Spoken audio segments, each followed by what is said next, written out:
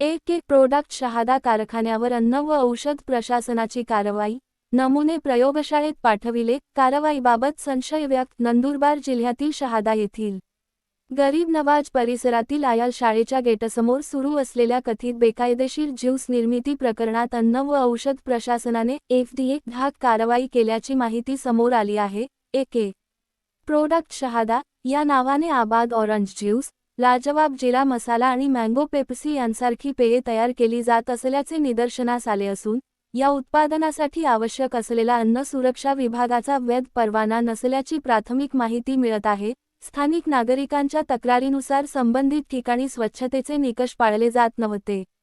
तसेच आरोग्यास अपायकारक रसायनांचा वापर करून पेये तयार केली जात असल्याचा गंभीर आरोप करण्यात आला आहे. विशेष म्हणजे शाळेच्या गेटसमोरच हा प्रकार सुरू असल्याने विद्यार्थ्यांच्या आरोग्याचा प्रश्नही ऐरणीवर आला होता.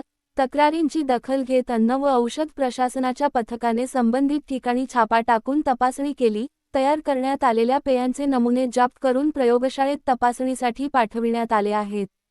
प्राथमिक चौकशीनंतर संबंधितांवर गुन्हा दाखल करण्यात आल्याची माहिती मिळत आहे. मात्र या कारवाईबाबत स्थानिकांमध्ये संशयाचे वातावरण निर्माण झाले असून, संपूर्ण यंत्रणा आधीपासून माहिती असूनही उशिरा कारवाई का करण्यात आली, तसेच केवळ नमुने पाठवून प्रकरण दडपले जाणार नाही ना, असा सवाल नागरिकांकडून उपस्थित केला जात आहे.